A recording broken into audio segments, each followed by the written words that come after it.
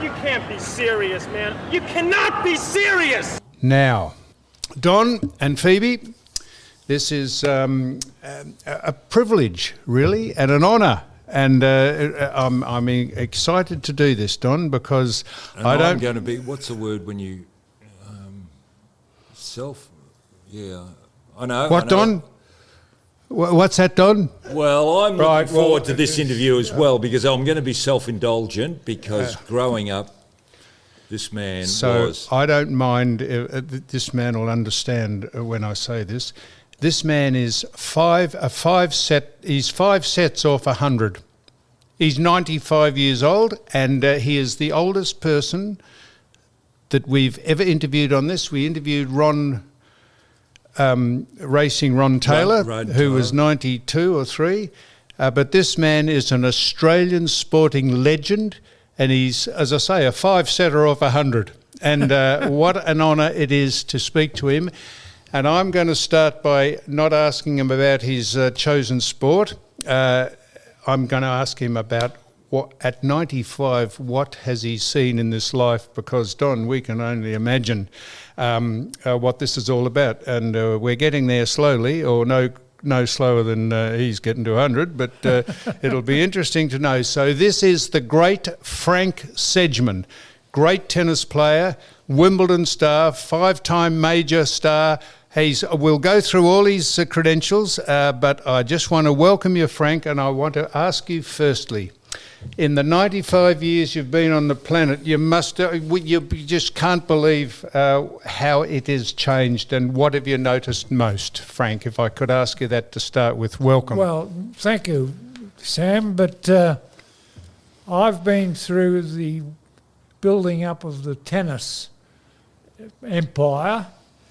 I was an amateur as a kid, and I played Wimbledon as an amateur. I was lucky enough to have a friend, Harry Hopman was lucky enough to have a friend who lived in New York, and he paid my expenses to go to Wimbledon the first time with Harry Hopman. In what year? 1948. 48. You won it in 52. Yep. How much did you win, money-wise? I got a £25 voucher to buy something with that. Did you fly or go by boat, Frank?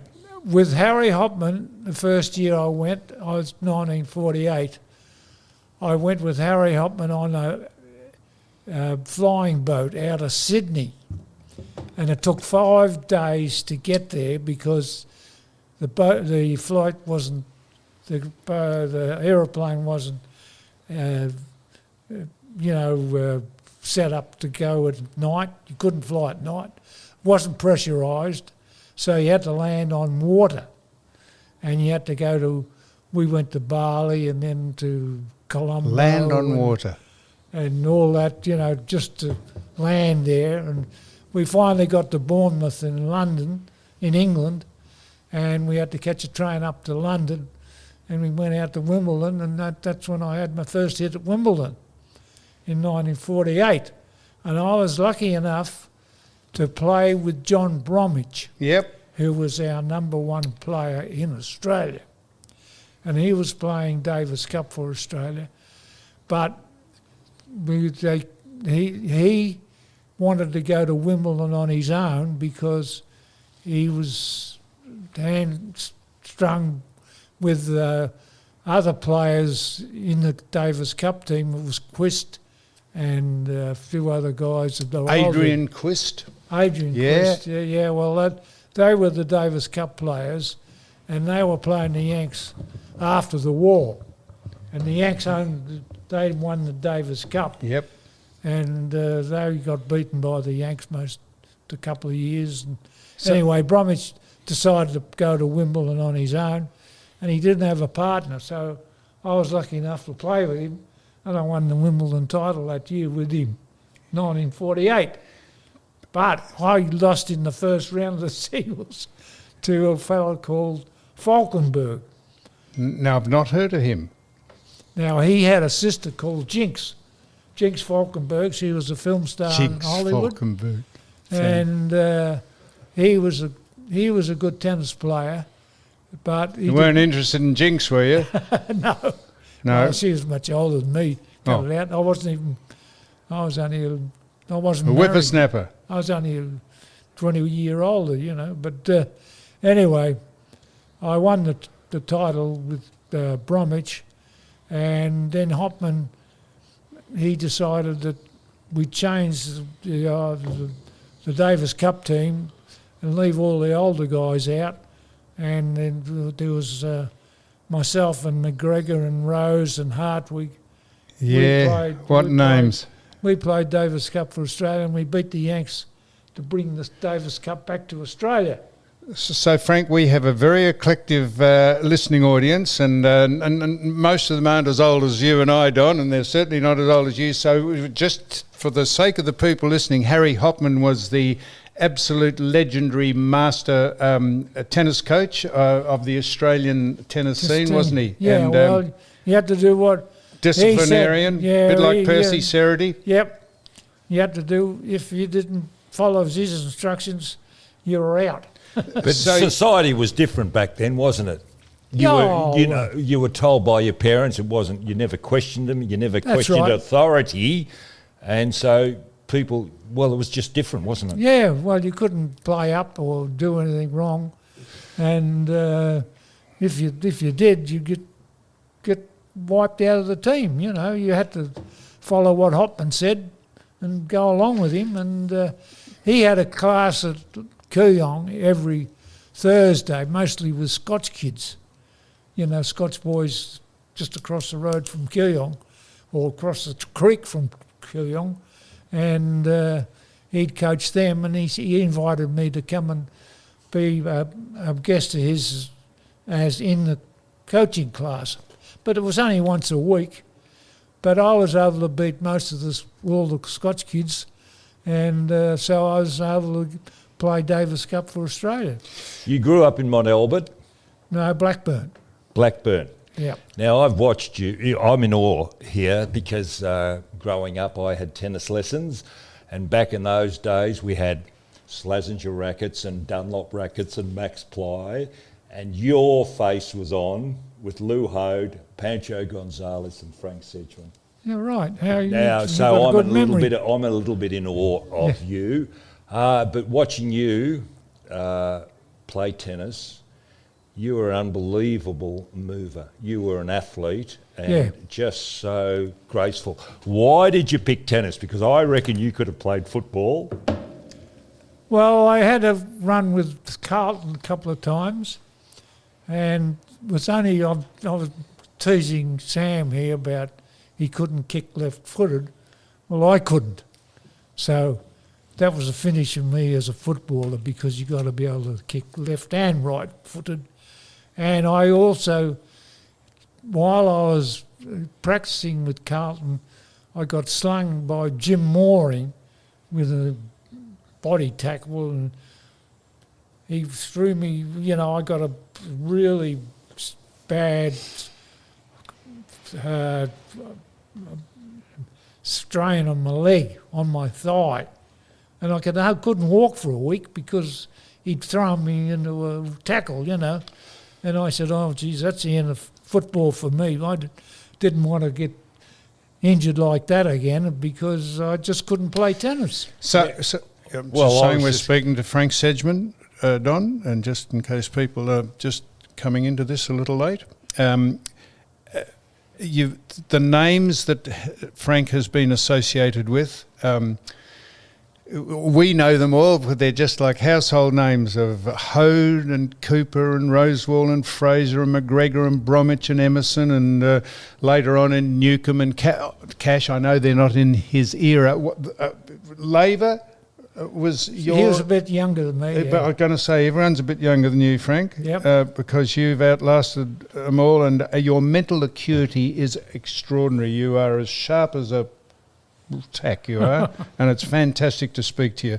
But Rod Laver said you, Frank Sedgman, are responsible for the modern game of serve and volley. That's right, and which he took over and perfected it. So you've got that fantastic accolade from one of probably the greatest. Yeah. Well, Do you think? Hopman got hold of me and he said, you need building up. So he sent me to a gym in Little Collins Street. Not the one you acquired later in life? Yeah. With Stan Nichols? Yeah. I'll be buggered. Yeah, well, that was Frank Finley's gym, as it was called. And I went there and he did me, I did all the weights and all the things to build up my strength a lot. And anyway, his son got killed in a car accident. So he said, I'm out of the business. He said, and I was in the stage of where I wanted to get into some sort of a business. And I bought the gym. And I bought Frank Finley's gym. And that's where I spent all my time and effort in that gym with Stan Nichols, who was he was the manager of it. And he was fantastic because he had the experience of doing the right things with the different players. Like if you're a runner, you'd have to work on the muscles that you use to run, and yet if you're a tennis player, you need strong shoulders and strong back, so you could serve well. And that's the experience I had, and he guided me in my effort to become a good tennis player. Frank, in a congratulatory message from an 8-time Wimbledon champion, Roger Federer, he said this about you at a function. This is Roger Federer, I'm quoting. Back in the day, we were not aware of all the things you were doing for tennis, but I hope you know that I am still one of the older guys who will never forget where the game came from, said the 8-time Wimbledon champion. You have marked our wonderful sport like so many of the great friends of yours and legends that have paved the way for us. So even the greatest, do you think he was the greatest? So we get down, Frank, to maybe Federer or Lendl or McEnroe or Sampras. This is in the more contemporary era. You can know all the names, Sam. You're pretty good. Can you put a person on the pedestal, or is it a bit hard to? I ran into Federer while I was playing at Wimbledon. He was coming in and I was, going out, but he changed the way the game was played. In the old days, when you were playing, you'd generally attack the player's backhand and you'd serve to his backhand, you'd come in, you'd volley to his backhand, and because generally that was the weakest part of the opposition's game. And he changed it all because you'd play against Federer, he could do these half volley drives at an angle. Yep. And with one hand, not the two-handed backhand. Not the two-handed He was backhand. the traditional... And he could put the ball all the way off the backhand with a half-volley drive. Yep. And I'd never seen that before. But Frank, how can you compare eras? Now, you played with wooden rackets, smaller heads. Yep. Whereas these, and I should imagine the stringing of the racket is much different to when you played as to the way it is, also the gut that they're using. How can you compare eras with regard to who's good and who's not? Yeah, well, that was the thing with Federer. He was introduced to the metal rackets, and we were using wooden rackets. And they used to say to me, they brought out a huge one time, and I tried it, and gee, it was too hard to control the ball with it because it was like a sling. Like a trampoline. Yeah, it was like a trampoline hitting the ball. But they reduced it to the size of a modern-day tennis racket, and it's much better than the wooden rackets that you used to use, Yep. With the wooden racket, it didn't have any flexibility. It was hard to serve with and all that sort of thing. But you got one of these metal rackets, and gee, So it was easier. it made it much easier to play that's tennis. what I'm saying. So how can you compare players of that era? Well, you can't. You're exactly No, right. but that's why I say Federer was the one that sort of brought it all in, and he could control it all. You know, he had a forehand and a terrific forehand, and this half backhand drive that he introduced, we'd never seen that before. And Lendl, I think, had one of the big wooden framed Donne rackets, didn't he? I think, and he started that. He was a double-handed backhander, wasn't he? I think Lendl. I don't know. Can't remember. Lendl was a single. Speaking of people who gave you accolades, Frank, Jack Kramer, the great tennis promoter, he said that you were in the top 21, if you think of all the great players, the top 21 players of all time, that is some sort of that's like the team of the century, to be put into the top 21 of all the people that we've mentioned and all the people that we haven't mentioned. To be in the top 21, as mentioned by Jack Kramer, is some sort of a feat, well, Frank. He was a great player. This is the way that I was brought up, that you played Davis Cup and you had to play in the major championships. To you won 5 of them? Yourself. You won 5 majors? Yeah. Wimbledon? I won Wimbledon. 2 Australians? Yeah. And 2 US Opens? Yes. Not so good on the clay in the French, Frank? I was runner-up at Paris. You were indeed. And I won the Italian on clay, I won Monte Carlo on clay, so I could play reasonably well on clay. So I think your nemesis on the clay was Jagislav Dobny?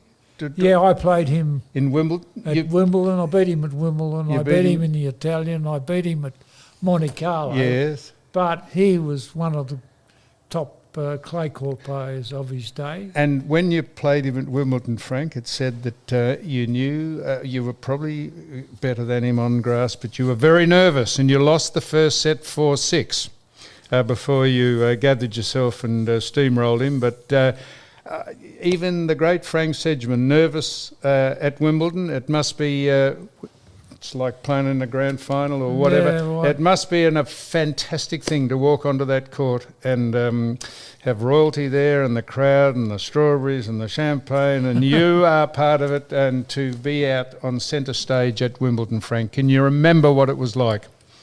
Yeah, well, I've been to Wimbledon a few times, and I'd lost in the final to Falkenberg and Budge Patty. Yep.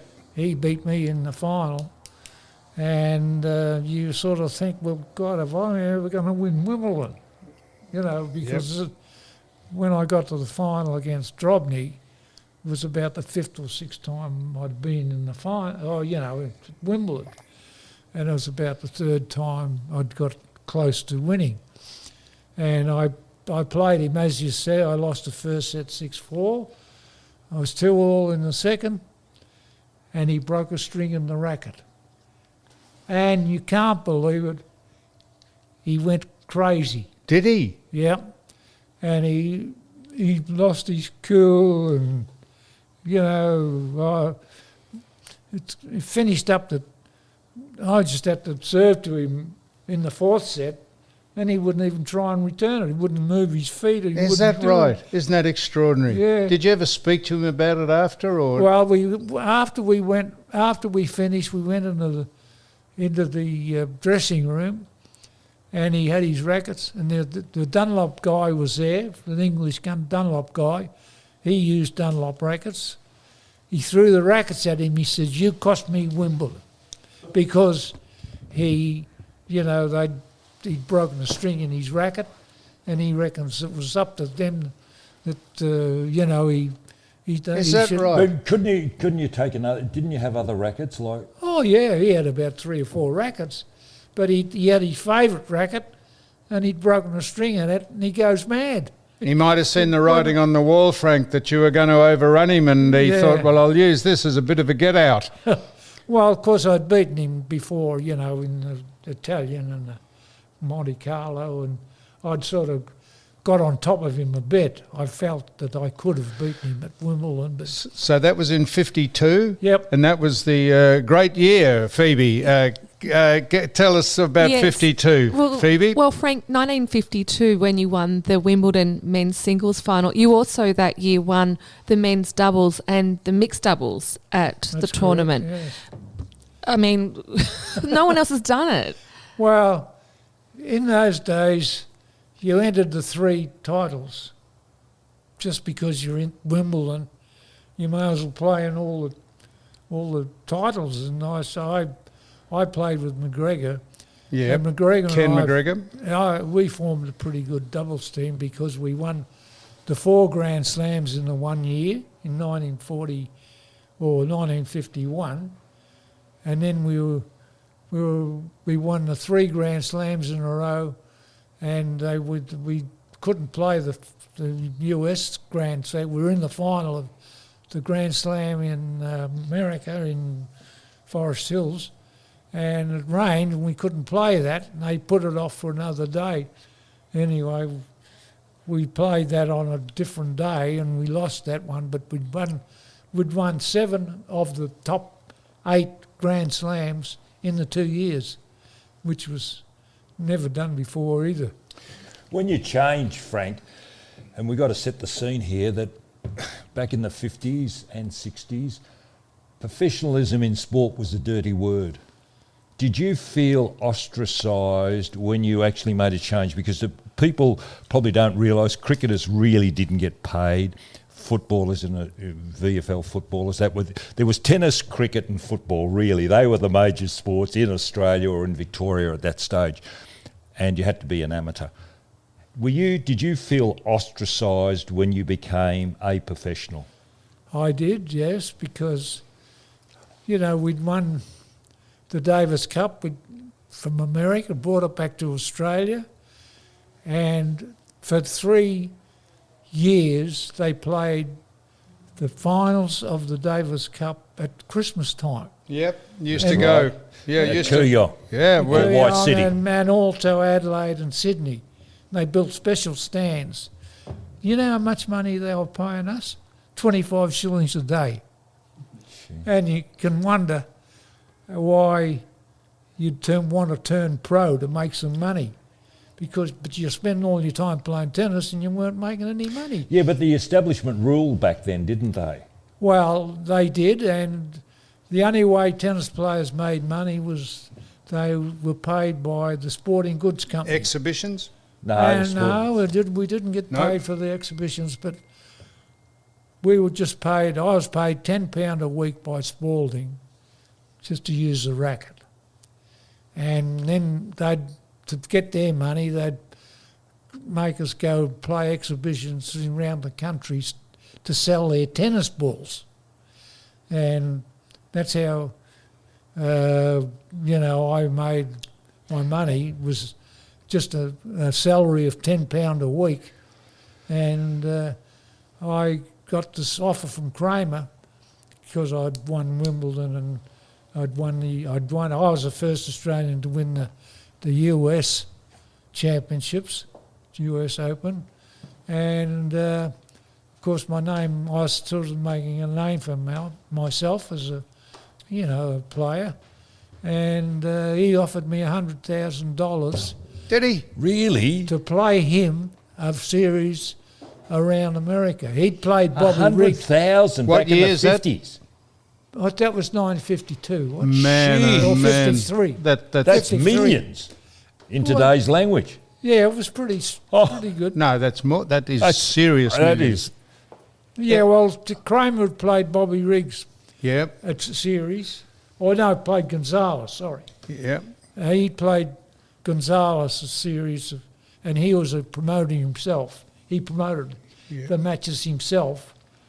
So he had to go and get sponsorship and organise the venues and whatever else. Yeah, that's right. And again, you weren't getting access to the top venues, were you? You had to find alternative venues. Yeah, we played at Madison Square Garden.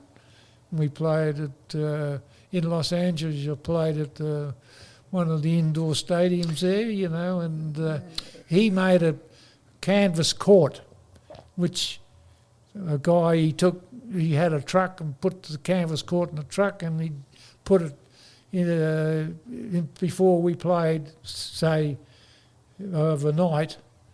He'd go there during the day and lay the court, and when Kramer and I go and play at, Montreal or Boston or New York and everything, and on this canvas court. Now, growing up as a spectator and an interested spectator, it was frustrating. Who was the better? The amateur players who were winning Wimbledon, they seemed to get the publicity.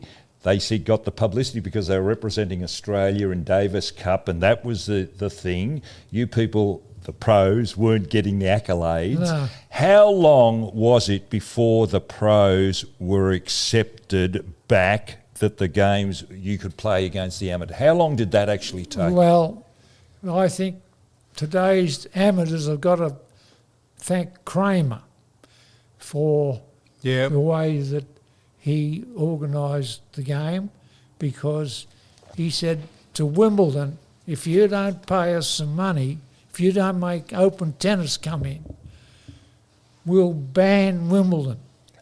Who will ban it? The pros or? Yeah, But you weren't allowed to play at Wimbledon as a pro. Well, we weren't. I wasn't a pro then, but Kramer went to them and said, if you don't open tennis up and have open tennis, I'll make it sure that I'll get the players not to play at Wimbledon. Yeah, a bit like World Series cricket, a bit like what's going on in the golf, the Live tournament going over there. Now, Frank, this is what it says about it.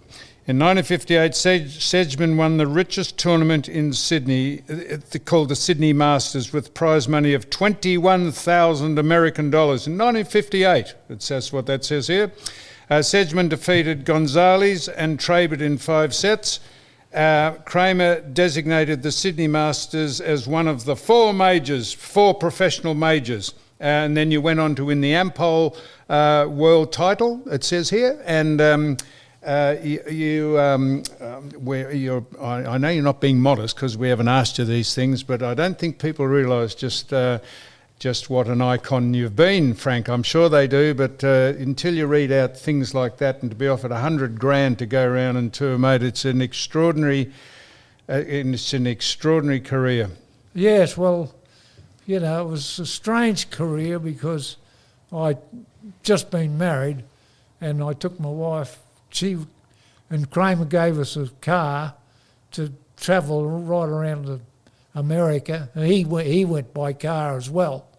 But we played a 100-match tour, and we drove the whole way. We didn't take a plane or anything. We just played, Boston and then New York and then down to New Orleans or somewhere, And we played the 100-match tour around the States. So you become... I'm being, again, self-indulgent because I'm finding this fascinating. I talked earlier about, getting tennis lessons and being on the rackets were your photograph, Pancho Gonzalez and Lou Ho. They were the 3. Yeah. Now, to me, as a kid growing up, I stand to be corrected, so correct me, you were the steady player. Now, Pancho Gonzalez had an incredible serve, is that right? Is that right, yes. And Lou Hode was the flamboyant player. Am I correct? You're correct, yes. So how do you rate those players? Well, Gonzalez was, I would say, a great player. Why? But he'd lost to Kramer on a tour. So he was sort of put in the background a bit because he'd lost to Jack Kramer. But he'd learned a lot because of his playing against Kramer, he'd learned a fair bit about, handling himself a lot better. He used to throw fits and everything on the court, and you could get on top of him because, he'd lose his temperament, He didn't win Wimbledon, Gonzalez, did he? No, he didn't win Wimbledon. And he just had a great serve. But he had a big serve, but he learned out a bit, ground shots and volleys and all that. he was a good athlete. And Hody was a guy that, you know, he'd play tremendous tennis one day and the next day he couldn't care less. You know, he Really? Yeah. He just, you know, as though, tennis is just, you know, a game to play, and he made a bit of money out of it. And Frank, all the great... He didn't concentrate so much on being a great player. Sorry, John. How did you, the other thing I find fascinating with you, how did you stay in the game for so long? Well, I felt that, you know, that was my business, you know. So were you your trade? That was my trade. Okay, so were you before your time, now taking this back, we mentioned Stan Nichols, Harry Hopman, you know, Hopman introduced weights and whatever. Yeah. Were you before your time in your approach to the game? I think I was, yes. No, you think or no? I was the first one to use weights. And Hopman even said, you shouldn't use weights because it'll slow you up. He said, you're lifting heavy weights and you're going to get stiff and you're going to do this and that and everything else. But so who influenced you to lift weights? Well, just Frank Findlay. He talked me into it. Now, Frank, these names, Ashley Cooper and Rosewall and Fraser and Emerson and Newman later... were they not quite... Newcomb wasn't, but were those other boys weren't quite your era, were they? But yeah. Were they? Well, I played a few of them, yeah, but they were younger than me. Yeah, that's what I mean. But great Australian names that the Davis Cup, which has become... It's interesting, but that used to be the hallmark of Australian tennis in December all those years ago in the 60s. Well, that's when we brought the Davis Cup back to Australia, and that's when we were, you know, playing with enormous crowds. Yep, absolutely. And we weren't getting paid. and you became the world number one in what year were you number? Well, it'll be about 52, 53, when you won Wimbledon, probably. Yeah. What did that mean to you? Was that a financial you use that. It's a great accolade, isn't it, to be the best player in the world? Yeah. What the other thing? Margaret Court came from Albury, or Margaret Smith was her name. Is that right? That you had something to do with her in her formative years as far as coaching? Exactly. She came and lived at my house for about 9 months, and she'd use the gym. She used my gym. I was coaching her and I was helping her with her tennis, and I had to put a curtain up in the gym so that when the guys were having a shower, she wasn't, she was not allowed to look at them. So was she a good player because she was also playing against men? Or training, training with men? I was hitting with her. Yes. There was a guy in Melbourne who lived in Queens or in Swanson Street or just up St Kilda way, and I got him to build a court, and we'd practice there every day almost, and I'd get Emerson to come and play and a few of their boys to come and play against her, and she was playing these guys and using weights in the gym and running and doing all the right things, to get fit and be strong. Was her nemesis Maria Buono? She could beat her. She could beat Maria. She could beat her, could she? Yeah. Billie Jean Moffat?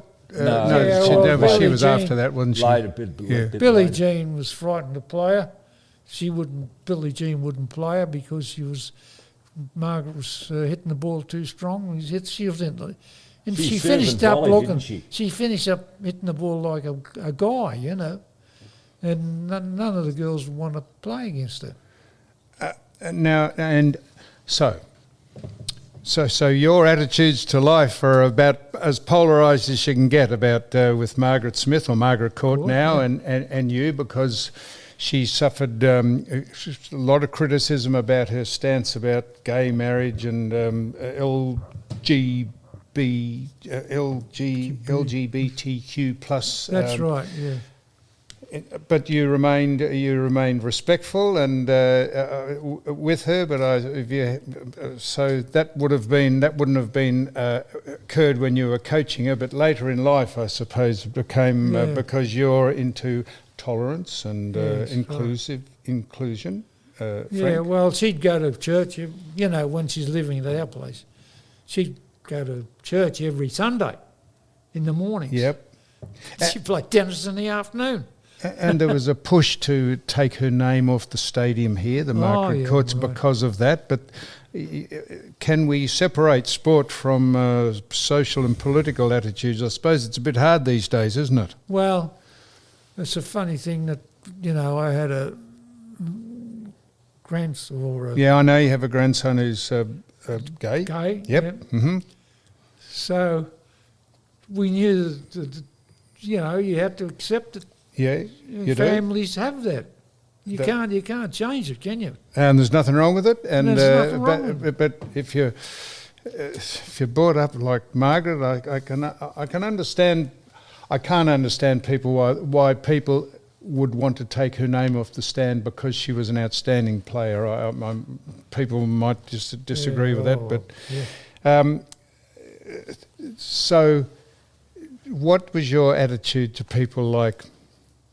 You might have gone and watched them play.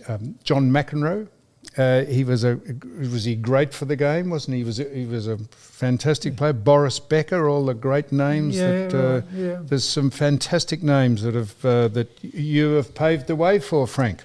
Yeah, that's right. What did you think of someone like Nick Kyrgios, John McEnroe? Do you have an opinion about Nick? Oh, well... You have a good opinion about Nick. I don't know him very well at all. I don't know whether he knows me, but... he would know you. Don't you worry about that. You just wonder what goes on in his mind because he can play tennis okay, but how can you play tennis and be talking to the people sitting in the stand or... But it might be his way of just overcoming. Might be just his way of overcoming the nervous anxiety that he has. Maybe I don't know. It's I don't know either. The reverse psychology of it all. Now we haven't spoken a lot about. Well, I was just going to say some other talents that I found frustrating. I don't know about you, being a player yourself, Philippoussis. Well, they play and they get handed accolades and all that sort of thing, and I think it goes to their head.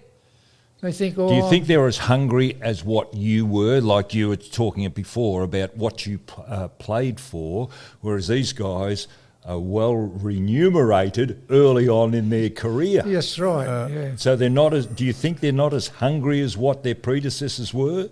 Well, I think you're right because, you wonder why they go into tantrums and all that sort of thing and, put up with abuse and all that, and they hand the abuse back at umpires. I don't know. You did none of that, Frank. You just played the game. Oh, yeah, I was just concentrating on the game. But that's what players did in that day. There was no tantrums at all. Well, you had to keep your mind on the game. The other thing that fascinated me back then watching it on TV was that the camaraderie or the respect the players had for one another. And I can remember watching at Kooyong, and if there was a wrong call and you knew as the opponent it was a wrong call, that ball was out. I've seen players just stand there. They wouldn't argue with the umpire, but they'd let the opponent serve the ball and wouldn't attempt a shot. Yeah. Because of the error that was made earlier. You wouldn't find that today. No, not at all. No. I was going to ask you about Djokovic. I suppose. Do you keep an eye on the tennis? Do you still? Oh yeah. He's. I know we tend to say that the star of the day seems to be the best ever, but he's got to be almost up there, hasn't he? Oh yeah, he's a good player. Yeah, but the thing that amazes mostly my wife and myself is the way that the younger players now in Europe are appearing. Yep. In our day, there was hardly any The really depth is- good yep. continental players, in Yep. Europe. Was that because of the war? I had a theory. My theory is that they went through a First World War and a Second World War. Australia, people probably don't realise, was together with America, but Australia were very, very dominant in tennis. Now, we had none of this upheaval, and it was the second sport to cricket in summertime. Hence, we had all these great tennis players, but now there's been settlement worldwide, so these Europeans are now starting to come through. Am I right or wrong? You're right, exactly right. Because in Melbourne, you could play Saturdays and Sundays during the war. Every church had a tennis court back then, didn't they? The churches had courts. But I remember the only thing happened that was pretty hard to get some tennis balls because they weren't making a lot of tennis balls. Yeah. But we could play all the time during the war and, after the war.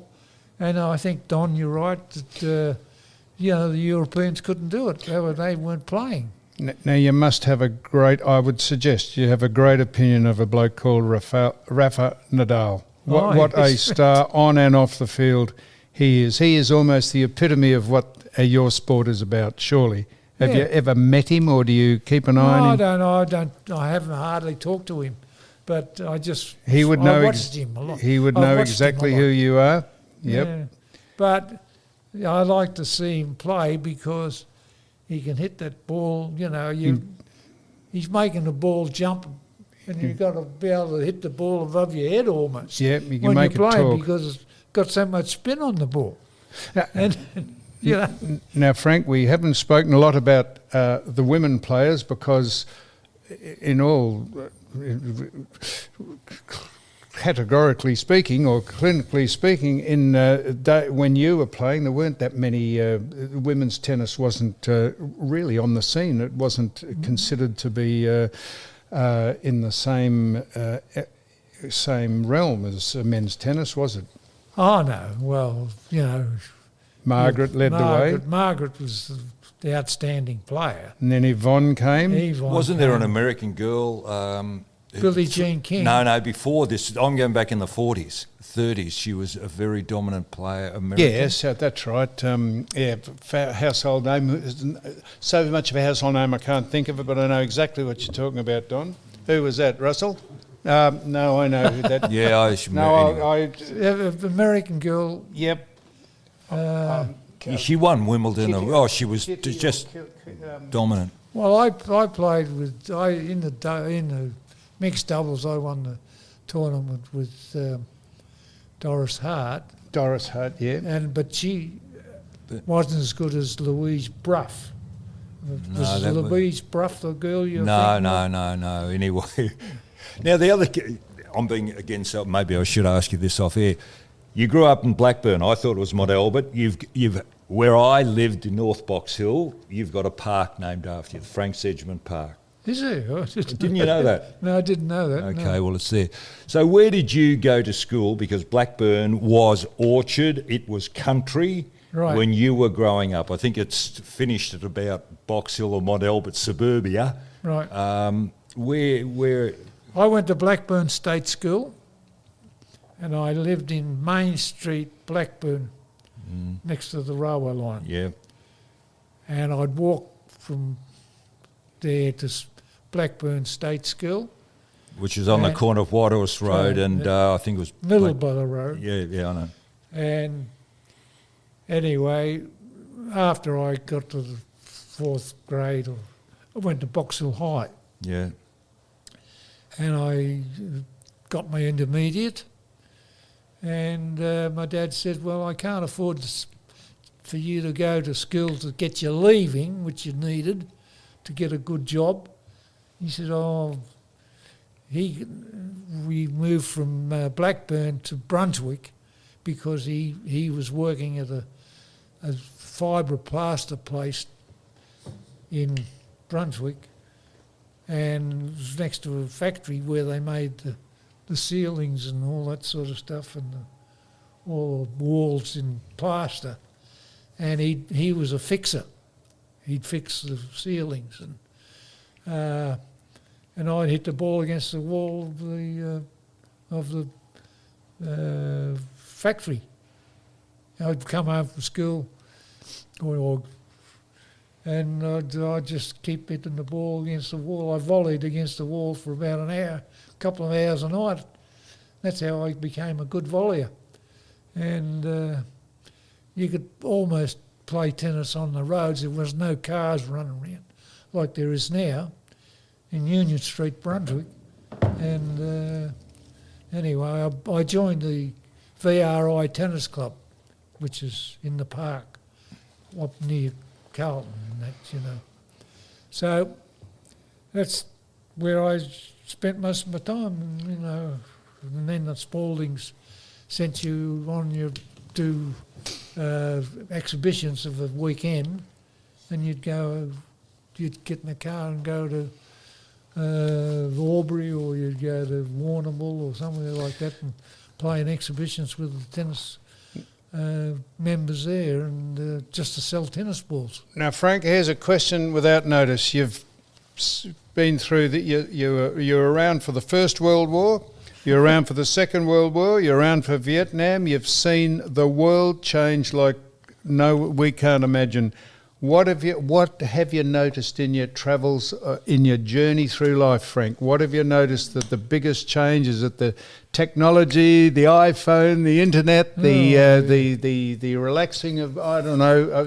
What can you put your finger on anything that staggered you over the years? Well, the thing that staggers me now is when we wanted to make a phone call, you'd have to find a telephone box. Yeah, that's right. Now you see people walking down the street talking. They can watch you playing Wimbledon now if they wanted to on their phone. Yeah. They can walk down the street. It's unbelievable. The things that you're staggered at. You glad you've lived in the era you have, or would you like to be just starting out? I often say to my wife, I wish they'd taught us something about computers, because, there's Instagram and Twitter and all this stuff. Oh, well, Don and I are just as bad now, mate, so don't feel bad. I can't understand all that stuff. But you were a product of the Depression. Yeah. Obviously, you were too young. I think you were born in the late 20s. Now, that must have really, we cannot relate to the Depression. It must have been terribly hard. It must have had an effect upon your parents. How did that affect your growing up as a boy? Well, you had to have food coupons to get food. In my, when I was going to Boxall High, you had to have, we'd get a week's supply of food through the little food coupons. You couldn't buy butter, or you couldn't buy meat. You just went without, didn't you? Yeah, well, you went without, or if you had a food coupon, you could buy a steak or a chop. But that's how it happened. But as you say, my father was only earning £5 a week, I think it was, and you didn't have a lot of money to live on. And I can remember when I've said I played football, or tried to play football at Carlton, I wore ordinary shoes. With stops in? Not even with stops in. Really? I had to borrow. I remember borrowing some football boots to go and play football sometimes, and you never thought you think you just go and buy a pair of football boots without, but we were so poor that you couldn't couldn't buy the boots. He wouldn't let me buy boots. So almost finally, Frank, you are also a very sharp golfer. And do you still play? You're a member, I think, at Woodlands? Yeah, that's right. And what did you get down to? I got down. I was on 2 for about 6 months, and I played off 3. Did you? I know. It was a leading question. I knew exactly that because every time you go to Woodlands, they say this is the home of Frank Sedgman, the golf course. Yeah. Yeah. And a tough track. I didn't win the championship there. I was runner-up in the championship there. But I could play reasonably well. But yeah, I think you're a natural at anything, my friend. Having watched you go around that tennis court, you are a natural. You are a natural. Just the way you Phoebe? move. The other thing is you're into racing. Horses. You've owned a few. What's the best one you've owned? And what have you? And what did that horse win? Well, I was a member of the Mornington Racing Club, and we bought a horse called Hariba, and Hariba won about 900,000 in stake money, and they still have a name or a race named after him at Flemington, and because he was a great sprinter, but like horses, they get injured or they hurt themselves, and so he only lasted about 3 years. You know, he didn't sort of live his life out as he should have because of the injury. But we had a lot of other horses, not as good as him, and you know, you just try and get a horse that can pay its way. Phoebe? Frank, I just want to go back to tennis for a moment. You were travelling the world in the 50s and the 60s, and I'm curious to know if there were any unusual or strange opportunities that you got or people that you got to meet during that period, such as royalty or did Hollywood ever come knocking? Yeah, well, I spent a lot of time in California, and I spent a month there because of this guy that Hop introduced me to, who paid our expenses, and he says, "Oh, go and learn. You know, go to California and play and learn." Perry Jones was the president of the Los Angeles Tennis Club. And this is where I actually met Gonzalez. Film stars? Did you meet any film stars? Yep. Yeah, well, not really. You know, No. they'd come and play. I want to brush shoulders with you, Frank. So what happened at what happened at Los Angeles? You're saying you met Perry Jones. What happened there? Oh, well, he said, "Oh, you come and play. You can play and just play club tennis and play with the pro there and hit balls with him." And they had the concrete courts. Oh, yeah. Yeah, big hard courts, which we never had in Australia. Yeah. And you could learn how to play the attacking game there. The Yanks used to always, play serve and volley all the time. And that's what you had to do to win a match, is play serve and volley. Well, were you ever asked to do private coaching for people? Oh, I did that a bit, yes. Yeah, my dad and I and another guy, Keith Rogers, went to, we had a school down at Geelong Grammar. And we'd go down there every week and to coach the boys there, and then we coached at Grace Park Tennis Club in Hawthorn, and built up. I had a good mate, Keith Rogers, and my dad. He started to teach how to play tennis, and so I'd go with him and help them when I was at home, just to help them the players to come and learn how to play tennis. But they had these workouts at Grace Park, and then of course down at Geelong Grammar. Well, now, Frank, there was a film out called The Enigma Code, which was about Alan Turing, who invented the first computer. He broke the German numbers code to end the war probably 2 years before it should have ended. No kidding, eh? And they said this of him. They said, sometimes it's the very people who no one imagines anything of do things that no one can imagine. You are one of those people that no one can imagine all the things you've done, Frank. You're a star. You're a great Australian sportsman, and it has been a delight to speak to someone who is approaching 100 years of age. And I keep saying that. I'm not trying to take the mickey out of you. I think that you are so sharp and so fantastic, and you're a credit and a great Australian, Frank Sedgman. Oh, thank you, Sam. Thank you very... I've seen you play and I've seen Don play.